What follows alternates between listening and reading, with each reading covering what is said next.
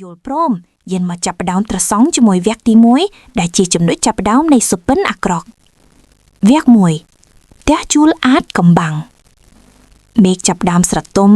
ខ្យល់ត្រជាក់បក់មកប៉ះកាយធ្វើឲ្យព្រឺសម្បងងើវិពុលតារានិងសុភីបានធ្វើដំណើរមកដល់ផ្ទះឈើពីរជាន់មួយខ្នងដែលឡោមព័ទ្ធដោយដើមត្នោតនិងស្មៅស៊ុបទ្រុបផ្ទះនេះមើលទៅរឹងមាំប៉ុន្តែពណ៌ថ្នាំដែលរបក់ក្រហាញនិងទ្វារឈើចាស់ក្រំធ្វើឲ្យវាមើលទៅហាក់ដូចជាត្រូវបានគេបោះបង់ចោលរាប់សិបឆ្នាំការឈានជើងចូលយប់ដំបងផ្ទះធំម្លេះតែតម្លៃយួរថោកដល់ហើយសុភីនិយាយតែញញឹមខណៈដែលនាងរៀបចំអីវ៉ាន់ចូលក្នុងបន្ទប់គេងជាន់លើវិបុលដែលជាមនុស្សមិនសូវជឿរឿងអបិយជំនឿបានត្រឹមតែសោយនិងដើរទៅបើកបង្អួចដើម្បីឲ្យខ្យល់អាកាសចេញចូលប៉ុន្តែនៅពេលដែលគេបើកបង្អួចភ្លាមក្លិនមួយយ៉ាងបានភាយមកប៉ះច្រមុះ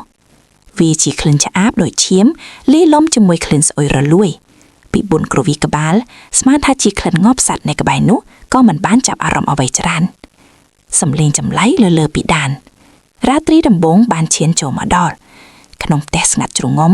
មានតាក់សំឡេងសត្វល្អិតយំងងនៅខាងក្រៅខណៈដែលអ្នកទាំង3កំពុងលងលក់ក្នុងដំណេកស្រាប់តែមានសំឡេងមួយបន្លឺឡើងពីខាងលើពីដានក្រាក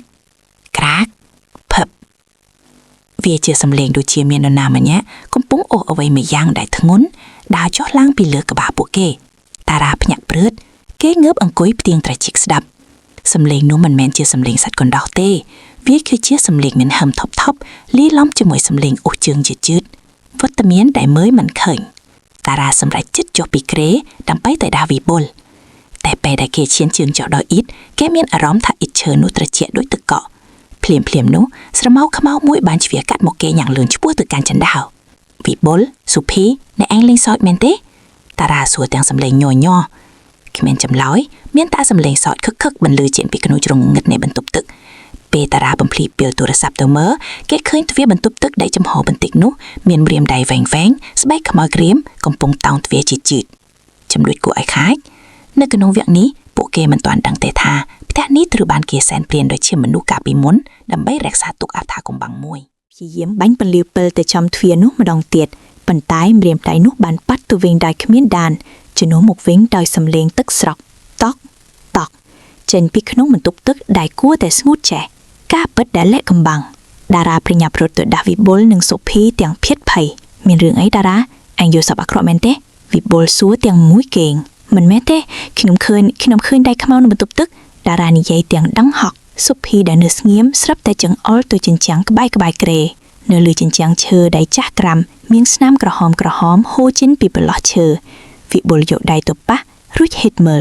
វាជាឈាមស្រស់ដែលមានក្លិនឆ្អេះខ្លាំងដូចក្លិនដែលគេបានធំនៅបង្អួចកាលពីល្ងាចមិញវិញ្ញាណមិនព្រមទៅណាភ្លាមនោះសំឡេងអូសជើងពីលើពីដានដែលធ្លាប់តែលឺតិចក៏ប្រែជាសំឡេងរត់ដុកដាក់យ៉ាងលឿនផ្ទះទាំងមូលចាប់ដើមញ័ររញ្ជួយដូចជាមានកម្លាំងមួយយ៉ាងព្យាយាមរុញច្រានជញ្ជាំងចេញ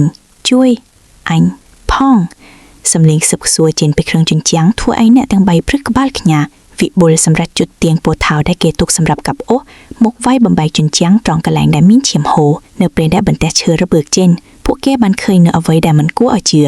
សាកសពដែលត្រូវបានគេខ្ចប់ក្នុងក្រណាត់សខ្សឹបខ្សួលជាប់នឹងសសរផ្ទះអន្តអាកំបាំងស្រាប់តែទ្វារបន្ទប់គេងបានបិទផាំងចាក់សជុកពីខាងក្រៅពន្លឺពេលទូរស័ព្ទចាប់ដើមព្រិចរួចក៏រលត់ងងឹតឈឹងក្នុងភាពងងឹតនោះពួកគេឮសំឡេងសោយគ្រលួតរបស់ស្ត្រីម្នាក់បន្លឺឡើងពីក្រោយខ្នងអ្នកឯងមកជំនួសកន្លែងអញហើយចំណិតគួរឲ្យខ្លាចអ្នកទាំង3ទើបតែដឹងថាម្ចាស់ផ្ទះជួលនេះគឺជាគ្រូមុនអាគមងងឹតដែលតែងតែជួយផ្ទះឲ្យមនុស្សស្នាក់នៅដើម្បីយកព្រលឹងមកសែនព្រៀងរក្សានៅអាកំបាំងអមតៈរបស់គេតែអ្នកចង់ឲ្យខ្ញុំបន្តទៅដល់វគ្គ3វគ្គបញ្ចប់ដើម្បីដឹងថាពួកគេអាចរត់រួចពីផ្ទះពិសាចនេះដែរឬទេឬចង់ឲ្យខ្ញុំថែមឈុតឆាកប្រយុទ្ធជាមួយវិញ្ញាណអាក្រក់